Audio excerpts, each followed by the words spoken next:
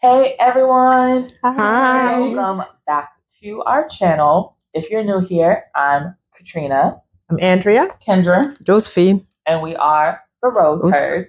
And this is a really special episode to us anyway. But we are celebrating our 6 months in Merida. Time has gone by so fast. So fast. It's scary. But yeah, this episode we really just wanted to kind of share with our experiences. Have been like I have some questions that people have asked either on posts on our YouTube channel or DM'd me on Instagram. They've messaged me on Facebook or they ask in Facebook groups. And so I was like, let me just put some things together that we can answer. But before we get into that, don't forget to like and subscribe to our channel. I'm doing a campaign, you guys. I'm trying to get to 500 subscribers before my birthday on June 19th. So don't forget to share with your family and friends who have questions about your move here, that think you're crazy, and be like, nah, look, they're doing it. They're doing it. So yeah, we're gonna get into question number one. What was the hardest adjustment for each of you during the first few months, and how did you overcome it? The hardest adjustment. Josephine, What it is? start first, or Kendra can start first. I can start. So for me, it's the biggest thing, and it was surprising to me at first, was not having my lamps. So it was either the options are sunlight, the big overhead light, or kind of just embracing the darkness in the room. And that was something that I kind of took for granted, which I never thought I would take for granted. Having access to low lighting, and then the toilet paper. Then comes one of the big adjustments. Back home it's wipe and drop, and here it's taken a while just without thinking, just be like wipe, fold in, put in the trash can. So I'm remembering. All right, Grandma, you got your thing now? Yeah, like I said, that was my biggest adjustment. I started in Virginia, in Richmond with my son, put it in the trash can. But like I said, if you have a lot of brown, Flush it out. flush it out. Yes. Like, Yes. sometimes we're on septic Because tank here because in the Yucatan, so you have to take care of that. We brought Ridex with us. Yes. I think you can also get it at Home Depot. Question mark. But we brought enough for like the first year. Yep. With us, the pods, not the shaky stuff. Yeah, Mom, what was your hardest adjustment? I think for me, similar to that, but also not having toilet seat in the bathrooms in public when you go, and to making sure that you have a bathroom bag, which includes those travel toilet seat covers, Lysol spray, Lysol wipes, sometimes your own toilet paper, tissue, something which you just make sure you have all of that because there's no guarantee that's going to be there in the bathroom when you get there.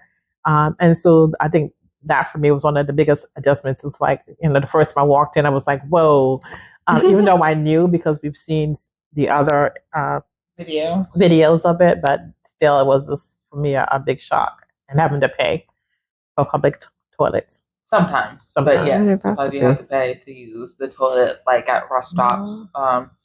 Again, if you saw our trip here video, it's in two parts. In the first one, we had stopped at a rest stop that we had to pay to get into, and the stalls had no doors on them, so you could just run across, make eye contact with it. Thankfully, we were the only ones in there, and I was like, Mom, we have to watch. I was like, I have to get in the last one, and I was like, in stand guard because what? Yeah, so that's definitely an adjustment, but it's an easy fix. I am gonna go a little dark and twisty. If you watch Grey's Anatomy, you know what I mean by that. But my hardest adjustment in the first few months is not having my dog. So a week and a half after we moved here, she passed away, or I had to make the decision to put her down when we got here. So just adjusting to life without her after being together for 10 years has been the hardest thing for me. But on the lighter side, lizards has been my biggest adjustment. They freak me out. Sometimes I just want to cut my hair because it feels like they're on my neck, and I hate it. So that's definitely been my two biggest things is lizards in the house, not just lizards existing, but in the house. Yes. Sometimes, and not having my girl. Okay, question number 2. How's your Spanish coming along? Do you think you need to speak Spanish to live here comfortably? For me, yes and no. I don't think you have to be fluent in Spanish, but have at least been able to say, I have a question, say hello, goodbye, thank you, and those basics, but also be willing to learn. Google Translate has been my friend, and the people have been really helpful.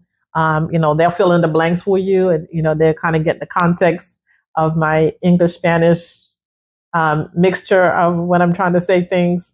And they also sometimes struggle with the same thing. They're like, "Oh, I speak English, but it's not so good," and I'm like, "My Spanish is worse than your English, so let's just work together." So they've been really good and helpful to me. That's definitely one thing I have really appreciated while being down here is the patience and the kindness of the people in the Yucatan who are willing to work with you while you're going to break it on Google Translate and we're stumbling along together in Spanglish. You don't have to know how to say all of the things in Spanish, but being able to be willing to try and have a conversation in the language of the country. And then it's also really good just for you to know Spanish so you know what's being said around you. What are you reading on a menu in front of you? One of the words that have never left me is all the food. I have never forgotten any of the food that I've ever learned in Spanish because I want to know what I'm eating. That's what's important to me. So things that are important to you, if clothes, if it's music, if it's, having basic conversations, being able to look up some of those things on Google Translate, learning them, and how to say some of the basic phrases, I feel like is important to have. Just be able to do basic navigation where you are. What about you, Grandma? How do you feel with your Spanish? I'm getting this very slow. Slow? I'm trying to learn, but it's not easy. Not right now. It's not easy. Yeah, and I mean, we had like years of Spanish classes before we even got here. But now it didn't get used as much. I'd say for me, it's something that I've always at least attempted to maintain. So I lived 4 years in Miami doing study abroad in Spain and just trying to like at least keep up with parts of it in my brain. So like when I re-tapped into it and I was doing last night I used Preply before we came here for almost about a year before we came here just to get back into, especially when we were doing our exploratory trip and again coming back here to like find housing and stuff. It definitely helps to like reactivate it and still constantly learning every day.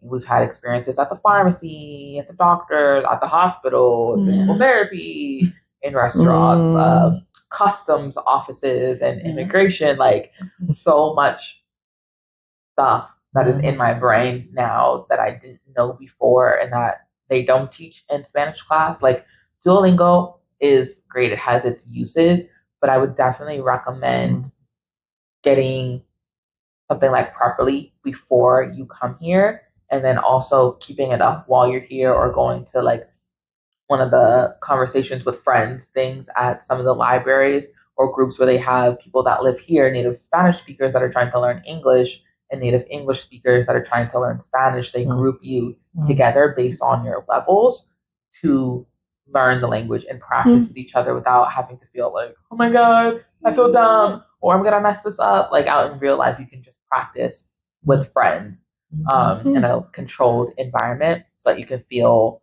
more confident. So, question number 3 is what's the cost of living really like compared to the US? And what are you spending more or less on than expected? Okay, so I'm going to answer this one because my type A brain makes me this way. Uh, don't do that. Don't do me like that. So I created a family finance tracker sheet so it has tabs for each month, and I keep track of what we start in our household account with and how much we're spending each month in US dollars and pesos, and then what we're left with at the end of the month. Because I like to see what we're spending money on. Part of the reason for moving here was to save money and have a better quality of life. And I want to know if it's happening or not. In some areas, yes. In some areas, no. But we're working on. I will say when we first got here, we was a little bit out there. We was spending money because we're like, we got it. The dollar was really strong at first. Like at one point, it was 1 to 21 ratio, and I was like, can't tell me nothing, balling. And then like a month or so ago, that joker dropped below 19, and I said, ooh, gotta be careful. And so I feel like that was part of why that was actually our highest spending month, is because the dollar got really weak. That's when the tariffs started. I ain't gonna hold y'all. That's what had happened. Yeah, it was really low for a few weeks, and I was getting nervous because each day it was getting lower. Um, all of that to say, our top three spending things is gas in the car, groceries, and electricity. So again, we're from Virginia. It's a southern state. Cost of living is pretty middle of the road, but it's less compared to like other big states. The cost of gas here though is like being in California. It's up there. It's like $5 or a little bit more a gallon. We do get premium, so we were told that the gas quality is not quite the same as the U.S. So we put premium in the van instead of regular, and so that kind of eats into the cost. It's right now it's $25.69 per liter. So $25.69 in Mexican pesos per liter, 4 liters in a gallon. So yeah, it's about it's a little over five. Sometimes when it was low, when the dollar was lower, it was like $6 and something per gallon is what we were spending, and we're like, help! And we have a van, you guys. We got a minivan, so and it's our only vehicle for this household. So we were spending a lot on gas, um, groceries. Groceries spending, you could spend less than what we do. You could also spend way more. At first, like just getting comfortable, we were shopping in like the bigger stores, a lot of Walmart, Chedraui, Costco, Sam's Club. We still do that, but now we're getting a bit more comfortable, like being out in the town. So like going to the butcher shop and the fruteria, I really enjoy. I like it, and it saves money. Like the other day, I didn't get any video of it, but I will another time, guys. Like I went to the fruteria, got my little basket, and I had my bag too. And I filled up a basket and spent like 150 pesos, so about $8 on a basket of veg that we're still working through. About 2 weeks worth of produce for about $8. So I'm like, you can't really beat that. And it definitely helps because we kind of pre-plan the menu out for about 6 weeks of dinners at a time. So that helps us of like knowing instead of just frivolously buying. But yeah, I mean, our highest month of groceries, we spent a little over $300 a month, which isn't not bad for a household of 4 people. And that includes like paper towels and dish detergent and stuff like that. And that's between like those bigger stores. So it's not horrible. Could we do less? Yes, and we're working on it with that budget. So yeah, it really just depends. And then electricity. That joker's hit or miss, but a lot of times it's high. Okay, so the house we're currently in does not have solar panels, and on the really hot days, I'm gonna run the air. Absolutely. And I don't care. I don't care. I run hot naturally. I knew that about myself. I knew Mexico was going to be hot. We were here in June of last year, and then again in August, and it wasn't that bad, but there are some days, like last weekend when we were out there at brunch, the real feel of the heat was 106 and we were eating outside. And I was like, I can't breathe. The air is so wet. And so honestly, but a lot of times I spend the day inside. I'm still working. So I'm inside during the day. We've got the pool out here. When I do like my walking and stuff like that for exercise, I do it at night. And so it's manageable, but when I'm sleeping, I have to have that air. I have to be cold when I sleep. And then for the downstairs, like living dining room kitchen, this AC unit is the only one down here except for in my grandma's bedroom. So this one does the whole downstairs. And so it pretty much runs all day and it goes off at night. Or else it'll just be really moist. And thankfully it's not too bright in here. I have the lights on right now and we have a dehumidifier. And each one of us has a dehumidifier in our room, as well as like damper as well. Like, well, we have electric ones to run since there's no central air. So those are our three biggest expenses right there. So gas, groceries, electricity. Number 4. Have you felt safe in Merida? Yes. Absolutely. Aside from, when we got stopped in Campeche on our way here, I cannot say that I have felt, fearful of police, of the people, of the walking at nighttime, or walking alone, during the daytime around the square. It's been very comfortable. Yeah, for sure. I mean, the only thing I would say like about the police, I don't say I'm afraid, but it gives me pause. Like the other day, like a week ago or whatever, I was in Soriana at Alta Brisa, and they were emptying the ATMs and stuff like they do sometimes in the store. The police got big guns. Yeah, they do. Big guns. And I had to walk past it, and I'm like, don't make eye contact, because the way he was holding it like this, I had to walk past the the pew pew end, and it was like right here at eye level. I mean, I was like, I've never been that close to a gun like that in my life. So that's the only thing is they will empty the safes in the ATM in the middle of the day, and they told them big things. And then aside from like that type of safety, like I never felt like anyone's gonna rob me or anything like that. But also, I feel like I have one of the faces that. Do I look like a mark to you?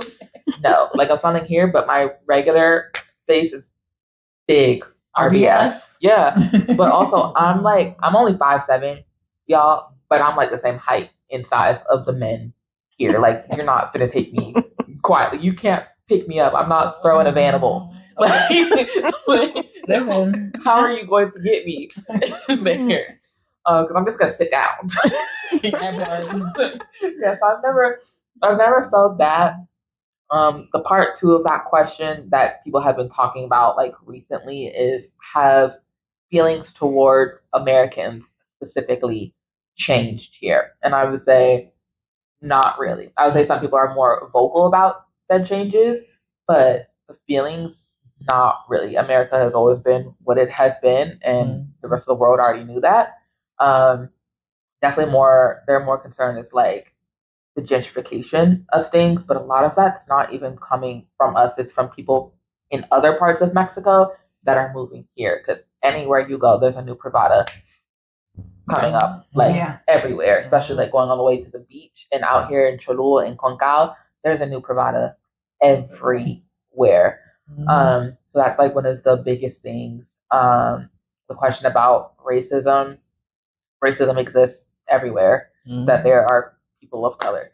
So yes, it is here, but I personally have never experienced it or witnessed it coming from the local population here. It's always been the opposite way.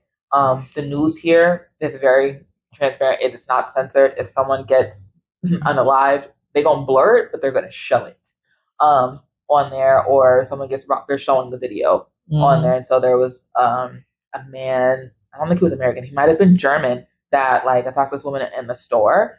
And honestly, sometimes you better pray for the police, because the local people will come and get you. That actually happened since we've been here as well too. A man tried to rob this elderly people's home in one of the outskirting pueblos, and the locals got him first. He didn't, but they beat him up. So that's really like the only thing. Honestly, most of the stuff that I have seen that has been like, it has been other people that have moved here that are causing problems, to be honest. Everyone that I have met here has been so kind and so helpful. This is like one of the first times where I really actually like known my neighbors. And that have like helped. Like I have neighbors' phone numbers on here, and we have like a WhatsApp group for the group so that I know what's going on. And everyone has been so helpful, like teaching us how to relight our hot water heater because we almost died the first time. I have a video on that too. Check that out, guys. That was scary, or like when the power went out, but it was just our house. Like, yeah, I know we have circuit breakers like in the States, but did you know that there's another one at the street by your meter? And apparently sometimes the teenagers like to go past and flip it off at the street. So, like there's that, or like learning how to read your electric meter and stuff. Like they showed how to do that. Just like so much that we just don't know. And like how to get the service, the septic tank serviced or whatever, just stuff you don't know. People have been willing to help us with. So yeah, as far as like safety and community, it's been great. Yeah, exceptionally great. Yes. Anything else to add on that safety? I would say, if you are kind to people, you will get the same energy. So whatever you come with, or however you feel, if you expect people to be rude or racist, you're going to find it. And so I think come with an open mind and come respectful and friendly to people, and they are willing to do the same. Question number 5. How's the healthcare been so far? Any experiences with doctors, dentists, or emergencies? All of the above for us. Mm-hmm. Great. I've only really had to go to like the consultorial. I had a little something, I don't know, maybe like a infection of some sort. I don't know. It felt like a cold, maybe a flu. She gave me some antibiotics and liquid cough medicine, which I was like, ew, I'm a grown up. You don't have this in a pill form. Type of thing. And then I was over it. The rest of them have other stuff. You got sick too? Yes, I went to the consultorium just like you and got better. Yeah. I have been transporter for the doctors, to the doctors. And I will say one big upside is there are quite a few doctors here who do speak some level of English. And so being able to go to the doctor's office and be able to have a conversation in English, realistically. And there may be some of the more like detailed words that they may not have. Being able to, essentially get a description and then be able to give the word back and then them give you the word in Spanish is, that's a full circle teachable moment, in my opinion. And that's been really helpful. Yesterday I got x-rays and blood work done here at the house. And I scheduled those. I went to the doctor in the afternoon. He took a picture of the script, sent it to the diagnostic place.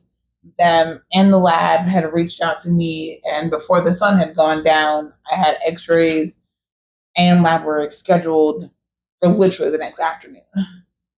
Which was a Saturday. They came to the house on a Saturday. Yeah, and did that. So, which I think also for us, that's crazy, like it's a Saturday. But here in Mexico, they're on a 6-day work week. So Monday through Saturday, they work. Sunday, nah. But sometimes like restaurants and things, they tend to be closed on Mondays, which is just a weird thing to throw out there. Grandma's the only one that's been to the dentist since we've been here. That was more of like an urgent thing. But they have an app called Doctoralia, which is kind of like ZocDoc. And I just booked it on the app, and we showed up. And she had a full cleaning and x-rays. Maybe $50 out of pocket. So, and that's obviously without dental insurance. And you go to the dentist, twice a year? Most people, maybe 3. So So I was like, that's better than paying for dental insurance that I was not using or that cost so much money. Yeah. Yeah, and I had to have an MRI. Sorry. I had to have an MRI, and the nurse practitioner, he came in and he was like, "Let me check how much it was," and he came back and he was just like, I think he said it was like, is that okay? It was like $231 is what he said for the MRI. And I never said, we're like, really out. I said, did he say $231? And I was like, okay. So I had urgent care, seeing the doctor there, having an MRI done, and when all was said and done, it came to be $212 for everything. And so, you're not going to find that with insurance to find, getting MRI by itself alone is going to run you a couple $1,000. And the fact that I didn't have to have a doctor's referral, or they didn't say, well, what's this? And I was like, well, I've been to the doctor. This is what they told me. And I just went in and said, can I have an MRI? And they were like, okay. Yeah, so and it was so cool. Like they give you the results. Like she got her MRI results on a CD to take, but then also we went to the doctor's office like after she got it, same day. And he put the MRI up on the big TV screen on the wall and walked us through her MRI and diagnosis that he gave. And I was like, that is so cool. So the doctor has never done this for me. They usually just tell you what the results of your MRI was, and you never get to take the results with you. They never show you. Maybe you get to see your X-rays, but yeah, no. But not only that too, when he came downstairs, because I had seen him before, and he came downstairs and he was like, he told him, he says, let them check out here, come to my office upstairs because it's going to cost you less for you to come to me versus you coming in the care. It was. And it was like, there's no doctor's going to say, no, don't do it here because it's going to cost you more. Come with me because it's going to cost you less if you do this versus doing it here. Right. You're not going to find an American doctor that's going to say that to you. Very rarely, if they do, say, do this, it's going to be less if you do it this way. Because, most of the time they're all about making money versus, and then given the options of, even with physical therapy, he was like, this is how many sessions you should get if it's greater than this.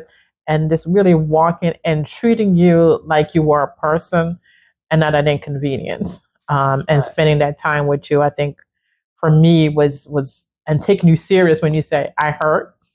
And they're like, okay, I believe you and I'm going to treat you and not be like, oh, it's probably nothing. Just go ahead and just take some over-the-counter medicine. Just do this, do that, whatever, to take you seriously and treat you as a human was, to me, I've had some good doctors, but overall healthcare. For an urgent care ER situation, you don't get that often. That's definitely important. When you went and you saw the doctor, got your X-rays, saw the doctor again, how long were you guys at the hospital?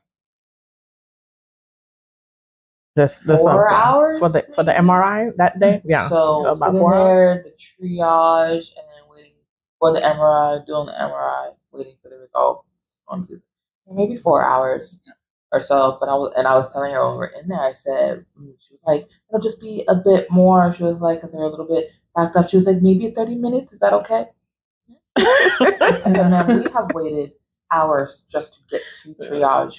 And then afterwards they put you back out in this waiting room, and then you have to wait to be even seen in the emergency room, or even like at the VA. Like if I know I'm going to the VA with her, I know I'm there for the day. Like I have packed a lunchbox to go sit at the VA before. I'd be like, let me see if my uncle's there because I'm going to need to go to somebody's office and walk around. Like I'm getting my step goal in, and I'm there all day. So yeah, it was definitely way better. And to like touch on that point of like being heard and like being seen about what's happening. Like I had COVID 2 years ago, and like the pain was like so bad in my back, and I'm telling her I think this might be what I had. And she was like, well, like what's the issue of having pain? So she was like, so you want pain meds? You think I'm a junkie, ma'am? And watch. And I said, not only did I had COVID, I also had an infection at the same time, so I was doubly sick. And she thought I was there for pain meds. And like, yeah, and I was like, don't even know how to explain like how nice it is to just go into a doctor's office knowing you're not going to be like, okay, do I have to dip into my savings? Are we not gonna get like groceries or something this week because I'm about to spend a grip of money on this doctor? To not feel like that, to know like you're going to be seen in a timely fashion. They're going to treat you well.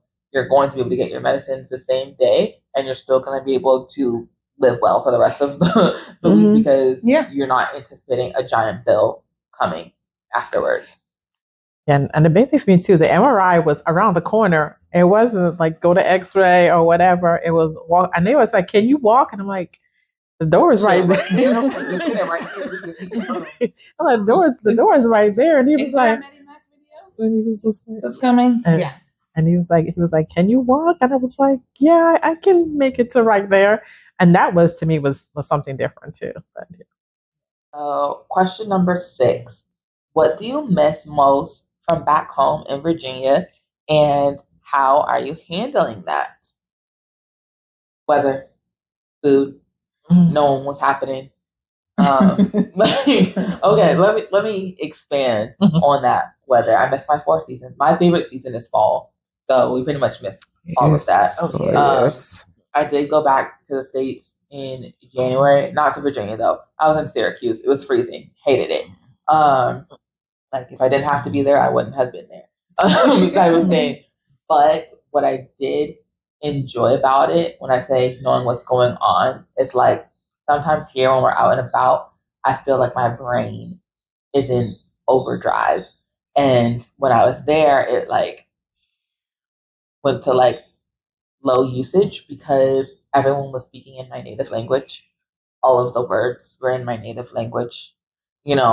Like I knew what was happening around me.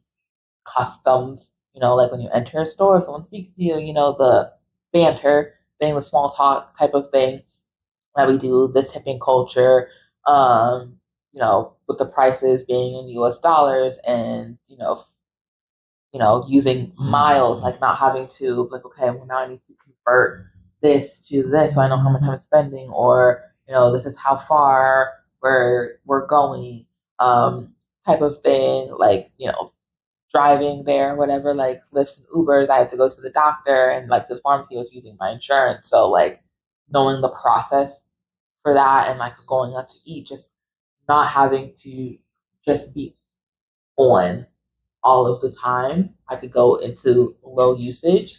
And some things about like food and convenience, like central air. You guys. So yeah, I'm one of those people that even like would have a fan. Like if I had a ceiling fan, I would have it on in winter. Type of girl. And then like food stuff, like access to that. Like I enjoy some of the food here, but I'm a Jamaican girl. I'm also a Southern girl, and certain foods you're just not going to find here. Certain ingredients you cannot find here, like collard greens. It's not. Gotta bring your own. You can order it on Amazon. You get 6 cans, the 14 whatever ones. They're about $60 for 6 cans of collard greens, y'all. Yeah, or stuff like that. And it's gonna sound crazy, but even when I went back, I had Taco Bell and I loved it. For and people were like, "You're in Mexico, you want Taco?" It's not the same thing. If I want Mexican food like tacos, I'm gonna go get that. But sometimes I want Taco Bell. And I even met one of the Uber drivers. He lived in Texas for a time, and he was like, "I miss Taco Bell." A Mexican man here in Merida. He was like, "I miss Taco Bell, and you miss good barbecue." And I said, "Yes, sir, absolutely." And so it's not just us. It's not that American thing. Mexican people like Taco Bell too. Thank you. It's good. All people that work there was Mexican anyway. And like good Chinese food, like that God, Mexican food line, good Chinese food. That's like real good mall Chinese food. Even like I would think I miss, stuff like that, and it just being more convenient. And that may be a little bit fat American thing, but I mean, there are more things around. Like this week, the Wendy's out here in Cholula opened, and it was crazy. And was me and my sister there on opening day? Sure was. Period. Have some Wendy's because once you pass out of the periférico, that's the only fast food restaurant on this side of the city. Is that Wendy's that opened this week? It's the only one, and there's not a lot that are around. And sometimes you're just like, man, I just want something that feels like home. Yeah, that's the main thing. And I know people probably expect me to say family first, but I can talk to them. I can see them. They're okay. They can come visit here. We can visit them. But yeah, those are the main things that I would say I miss on like a daily or weekly basis. Mm-hmm. I would say for me, one of the things that my mom kind of echoed this too, and she will, in-person church. We have not actually found an English-speaking church here yet. And so for me, I'm still online with my church in Virginia. And so that, and like you said, the convenience of being Jamaican, wanted some ackee, wanted some bully beef, wanted, sardines and water. When I went to the States in February, and I was like, I am racking up on sardines and water because they don't have it here. They have it in everything else but water. Mm-hmm. So it's kind of like, it's the minor things for me because I have lived in other places before. Like missing stuff, yeah, yeah, like moving to America, yeah. Living in Germany, living in, I don't really miss a lot of the stuff. Germany and Korea and Korea. Yeah. So I don't really miss a lot of the things as far as American is concerned. I miss having my own car and being able to just hop and go and know where I'm going and driving and doing all those different things and just kind of being a little bit more independent. But even with that, I'm a homebody. I'm working on getting out of that since I've been here. But for the most part, there's not really a whole lot that I have missed being here. And it may be different for you, but there's not really been a whole lot that I've missed except for those conveniences of internet be going out sometimes. Yeah, that's it drives me crazy. Yeah, it drives me crazy. Especially like when I'm working, but sometimes I have to switch over to my phone and use my hotspot to run my internet when I'm working occasionally, and oh well. What about you? I think let me touch on what I hadn't really thought about. My car. I definitely missed my car. I waited literally until the night before we left to sell my car. That was my last piece of this is mine and my independence. So I definitely missed my car. Yeah, some fast food. I miss Taco Bell. I miss convenient sushi. I do not trust the sushi in the Walmart here the same way I trust the sushi in the Kroger back at home. And then just not my friends, but I talk to my friends every day. Yeah, pretty much every single day. So while I miss basically hanging out with them, we do a lot of body doubling. With some foods, some convenience and fast foods, in my car are the two biggest things. Family's right here. What about you, Grandma? What do you miss? Like I said, my family church, my Jamaican water crackers. Oh yeah, water crackers. My Jamaican water crackers, I love and I miss. So it's a cinnamon Jamaican water crackers. I think the last time we got some stuff, but we weren't expecting it. So now we know the next time that we go, there are some things like Jamaican things that you can get in Belize. The only thing is the Belize price, which Belize is like half, pretty much. So it's a 1-to-2 ratio. So it's basically like getting everything 50% off. But that's not as great as here. Yeah. So you might as well pay American price. Yeah, you can also use US dollars and Belize too, but yeah, so that's one thing that helps is we were able to find that there. Like I got Swiffer sheets for my little mop here in Belize because they didn't have them here, and they have like a version of it, but I don't like it. Like stuff like that that you could find there. But I would say another way of like handling that is whatever we don't find, I am learning. Just live without. You guys. Well, no, I'm learning to make it. So like patties, you're not just going to find patties here anywhere. So I've made beef patties and jerk chicken patties from scratch. Another thing that you don't find in the store. Thanks, guys. As a deli section, I don't really do a lot of deli meat, but if I do, I'm mostly like a chicken only. Occasionally, I might dabble into like a Cajun turkey thing, but I'm a chicken girl. But you're not gonna find it here. They do turkey, lots of turkey products and pork. So I've been making my own deli meat, and I'm low key really good at it. I'm gonna get a deli slicer. Finding like workarounds for things. Making my own sauces for certain stuff. Making sausage. Oh yes, I make sausage. Making breakfast sausage and Italian sausage. I'm just trying to figure out like what I can do. I mean, thankfully, I do have a culinary degree, and I am putting my joker to work here. You guys, I'm gonna try my hand at making cocoa bread to go along with it. So yeah, whatever I don't have, I'm just trying to learn to make on my own. See where I can source things and kind of podge stuff together, or live without it until we go back to the States and bring it back with us, which is pretty much anything. You can't really bring like seeds and stuff, and obviously you can't bring meat, but you can bring pretty much anything else.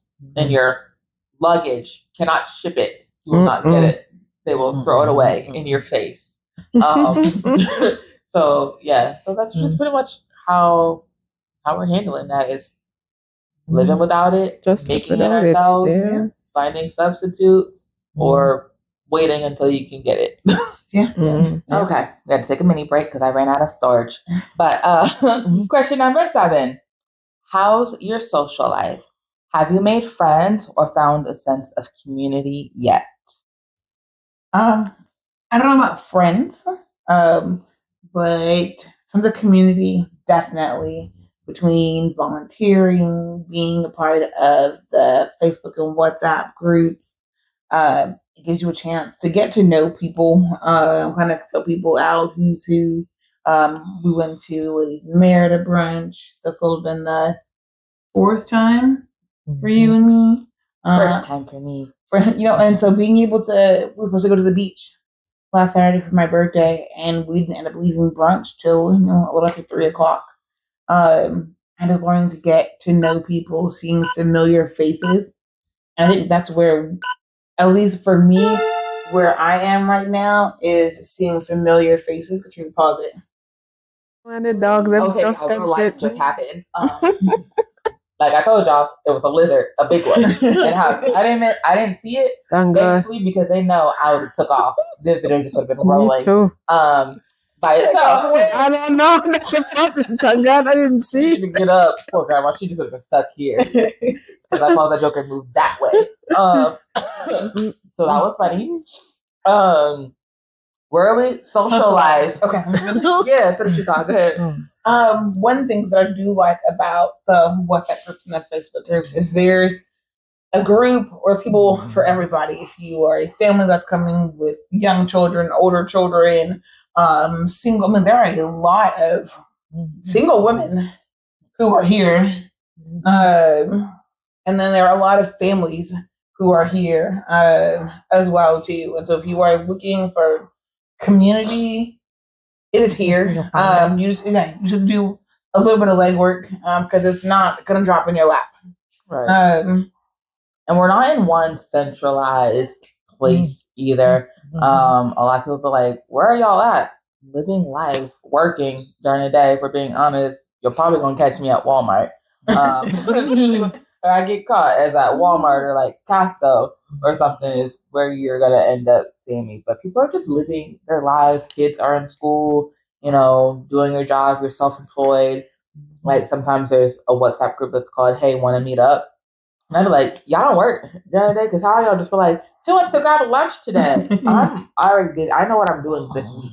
You should ask me last week if I wanted to grab lunch. So that's kind of where I am. But I do echo my sister. I'm like, I haven't found like friends yet, but I'm at the place where, we go to events, we see people that we know, like, that are excited to see us. We're excited to see them. We're chatting about like what's going to happen next or what's, that's going on during that week or that weekend. What's the next event? Who's free to go to the beach or whatever, type thing, or who's doing the same community service thing that we're doing. So we're kind of like in that phase. But I wouldn't say there's like solid friendships yet where we're like, hey, let's have a cookout at so and so's house. Like we're not there yet, but we're getting there for sure. So, yeah, I think those building relationships. I think the monthly brunches, and I think a lot of times people come here and don't realize that people work, and they're like, let's do this, let's go here, let's go there. Some people are like, I'm working, catch me Saturday, catch me here, and you're not going to find out, but you have to make your own tribe, do your own thing, and connect with people. Like Kendra said, if there is something you want to do, there is a group for you and if it's not to do your own. Yeah. Because then you'll find people that will want to do the same thing that you're doing.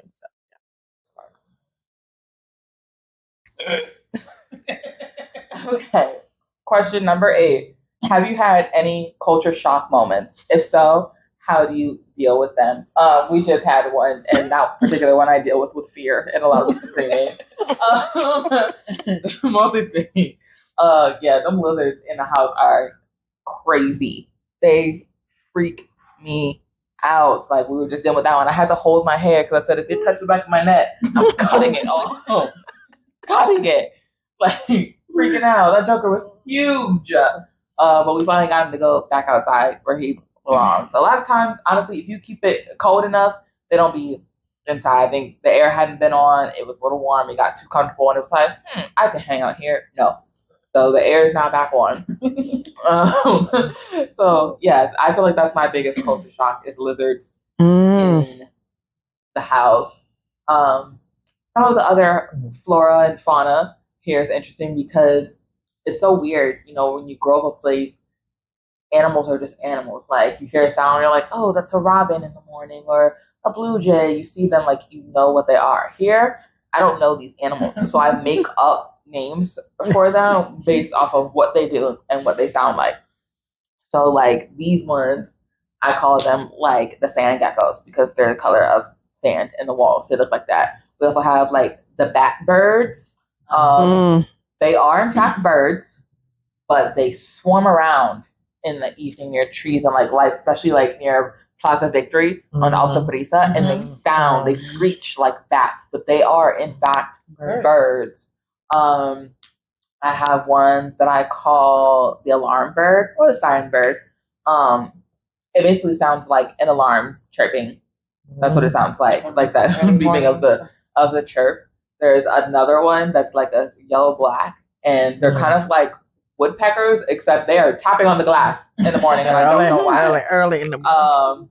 So they're basically like glass peckers. Is what I've been going with because I don't know the names for them, so I just call them as I hear them or as I see them. There's another bird that I call a cackle bird because like we were in the pool, they be doing stuff. It sounds like they're laughing at me. I don't know how to swim. That's what they sound like. So those are like small culture shocks. I mean, pantons, giant topes. I driving the other day, heading down to Progresso, and I missed one, and I was like, oh, and Kendra was like, no, and I was like, there was no way I could stop. We're going over that boy. I was like, that poor man has been through some things, okay? So that's really like the biggest thing for me. Also, and the local food here is not very seasoned towards the palate of those of the African diaspora. Okay, so I'm gonna leave that at that. Salt, seasoning. So yeah, they use salsa for everything to cover. Yes, but seasoning and salsa can go together. It can. Actually, one of the things to keep in mind too with the salsas, unless you are in a very touristy area, in the States, you go to the Mexican restaurants, you've got a red salsa and a green salsa, and normally the green one is cooler, calmer than the red one is. That is not the case here when you are in a more, I would say, area where the local people live. It's just a matter of how hot do you want it to be. They have a light green and dark green. And if it's black red, that's not, you don't want that. Right. So you have light green, dark green, red, and like black red, like lava looking stuff. That's not for you. That's not for you. And by you, I mean me. It might actually be for you. We went to this Wakia. And to where? Oh, Wakia. Oh, Wakia. It's like an Asian thing, like a fire bowl type thing, Asian food. Like India's grill. And the salsa made us make life choices, decisions, regret all of them because that was literally chili oil. It was so hot. I threw my food away. Threw it away. Yeah, it was too hot. And it's my own fault. I think I did that the other day. It was when the green salsa, and she was like, "But did you taste it first?" And y'all hear that? Listen, I want y'all to hear it. I want them to hear it. It is inside. Again, this is the third time that, or whatever type of sound, it's a lizard over here inside on this wall. He is taunting us. I don't know if we're ever going to get through this video the way it is taunting us. And hearing that sound in the night, it's the sound of my nightmares. Because you wake up and you're like, they're on the ceiling over your bed, and you're like, that's not true. I've had one. You had one on the ceiling? I've never had one walk across the ceiling. I was on the ceiling, and I was just like, what? I was just debating whether or not I was just like, cover me. Like in Jamaica. All the way to the blanket. It's like, turn the air down, I got the fan on. I'm like, go away, I don't need you. When you can't find them, and you need to sleep, you just have to just decide what you want to do. So we agree that our biggest culture shock is lizards, spiciness, and tobeis. Yeah, traffic for such a small city. It takes forever to get places. I would say not the driving part. They make their own rules, and there are no literal lines on the road. What we may consider just a wide 2-lane road may be 3, and depending if you've got a bike lane coming up, it may turn into 4 lanes. Yeah, because they're gonna drive in that bike lane or bus lane, and even if there are lines on the road, sometimes they don't follow them. Like at the glorietas, everyone knows if it's 3 around, that inner ring is going all the way around, and the inner one is going to either go straight or it's going around. That outer one, they gotta turn. They don't care at all. You know how many times I've almost been clipped by a bus because they don't care? I said I think driving for me is, I've only driven a little bit, but that driving gives me anxiety, and I'm just like, oh my gosh. And I want to get out there and drive, and I'm going to do it. At least go further than I've driven on more busier roads than I've driven. And so it's just one of those things there where the driving takes practice and confidence. Yeah. And yeah.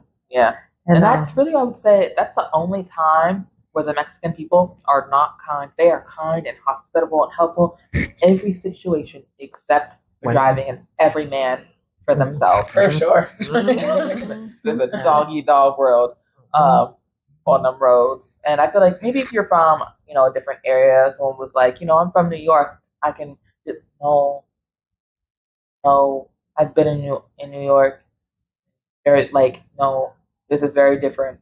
At least there are laws and stuff.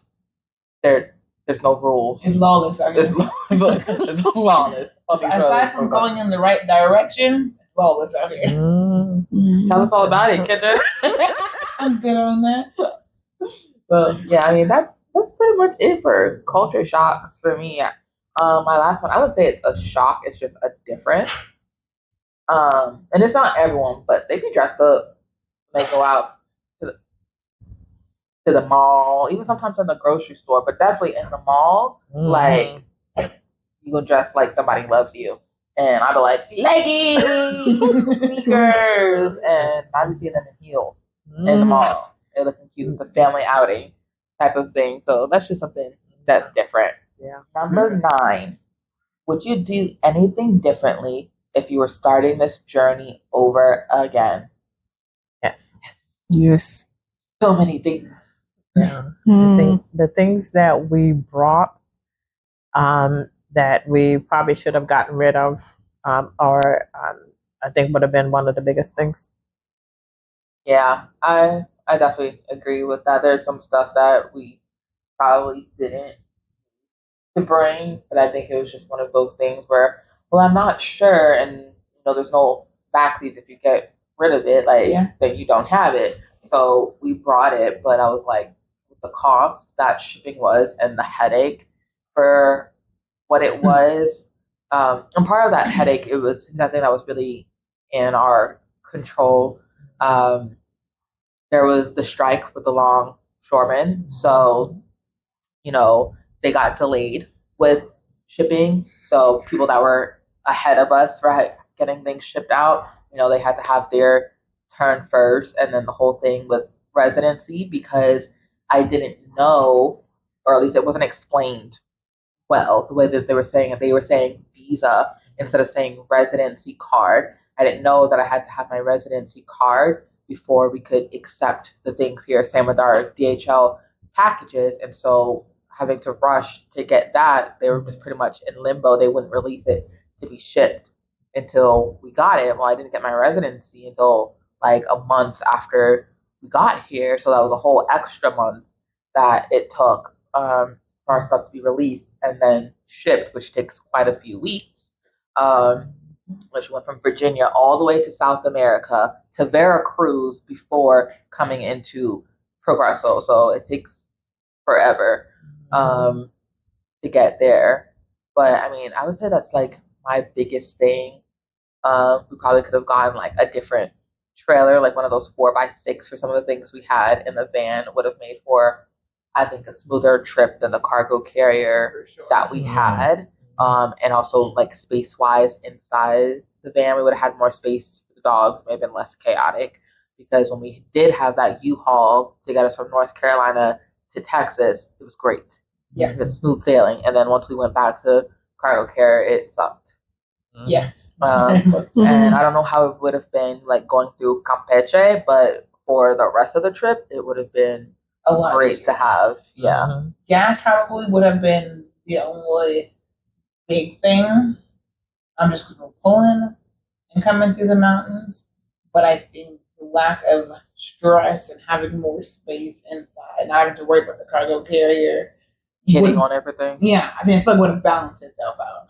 Yeah, and Grandma would have been able to come with us. Yeah, so we would have had space for that. So save money on plane tickets that way too. So that was like there's gas money right there. Yeah, exactly. I don't know. I don't think there's anything else I would do differently.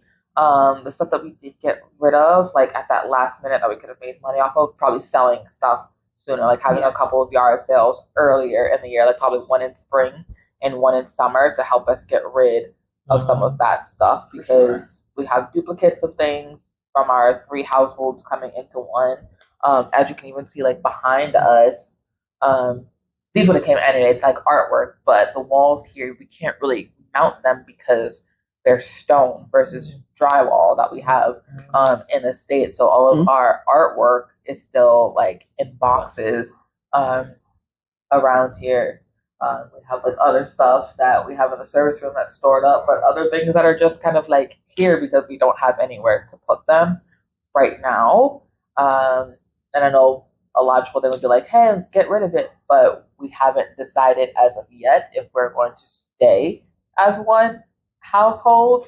So I was like, there's no point in buying all of your things over if they're already here. So we just kind of keep them for now. But yeah, as far as like regrets, I feel like getting rid of some other stuff earlier on, so that we didn't have to pay so much for shipping things. Would have been better and would have made our trip easier and our transition easier. Yeah. Yeah. Grandma, is there anything that you would do differently? No. No? Oh, okay. Oh, well. No. Yeah, that's pretty much it. I mean, I feel like we planned as best as we could. Yeah. And even like the things that did not go according to plan, I feel like in that research process, you know, it allowed us to know like what to do when those things happen. You know, being prepared for the what ifs. So like, okay, well, what if this happens? Well, now we know like we need to have this, and researching and planning beforehand really helped us because the trip could have been a whole lot worse without planning ahead of time. Yummy! And you did a great job planning. Yeah. And you did a great job driving. Thank you. She was right No, I was going to give you a high five. Oh, I was like, you didn't drive. You did drove. You drove a little bit. I didn't have to look out the window. But now she can be a passenger princess because I drive here now. Yeah. So, last question. What are you looking forward to in the next 6 months of living in Merida? Miss Josephine, you've been a little quiet down there. Yeah, living out my golden years. Just finish relaxing, enjoying the pool, beach, and whatever comes around. Sounds like a lovely retirement plan. All right. What about you, Mom? I guess driving. I do want to be able to drive and take myself places if I need to go. And I guess it'll be a little bit more social. So that's something that I want to do as well for people in my age bracket. So I may end up, if not creating something, definitely finding something to do in my age group. Oh, me? I'm looking forward to a lot of things in the next 6 months. One, my birthday, Juneteenth. And we're going to Playa del Carmen. So our first traveling vlog thing is coming. Celebrating our 1 year in Merida. We've already booked a trip to Cancun for that too. So just kind of like a lot of adventures exploring our state more outside of the city of Merida and Progreso, like Celestún to see the flamingos and go to Sisal and San Crisanto, go to Chichen Itza to see the pyramids, Zamal to see the Yellow City. Like, there's so many things just in this state alone that I would love to explore. And I'm also putting out a DIY course for you guys.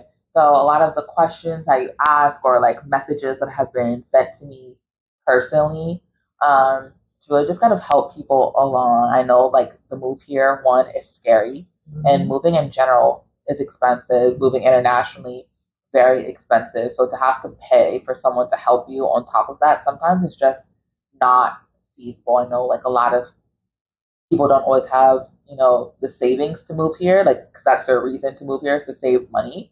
But you can take some time and do a little sitting in front of the computer for an hour or two each weekend to help you. I know when we were planning to move here, that was the hardest part of figuring out answers to questions that you don't even know to ask. And so I would watch YouTube videos, and then I would go look up stuff, and then I would make something in Google Sheets. So I have all of these sheets that auto populate and information and stuff that was just sitting here. And I'm but people are asking these questions because they can't pay thousands of dollars of consultant fees.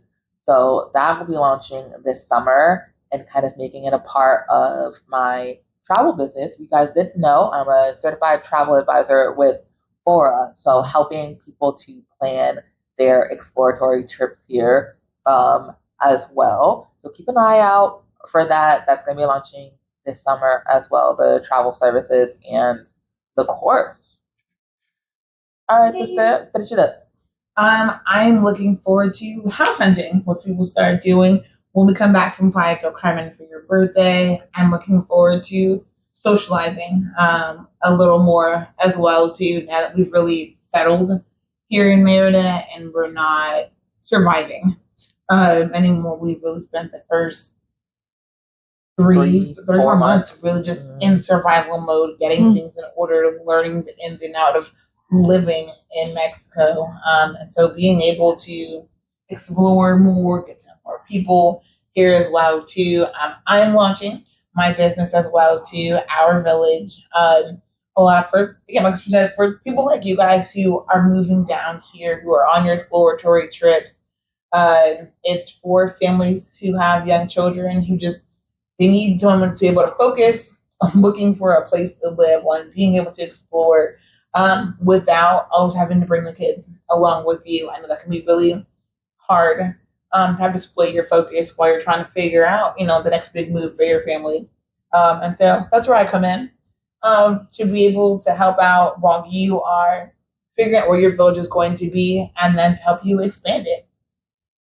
Yeah. I'm super exciting. So yeah, you can follow her at Our Village Mid. And of course you can follow us on Instagram at The Rose Herd. And yeah, we just kind of look forward to the next 6 months, year, 4 years. Yeah. Wink, wink. Permanent residence. And just, trying to see all that Mexico has to offer. Will we stay here for forever?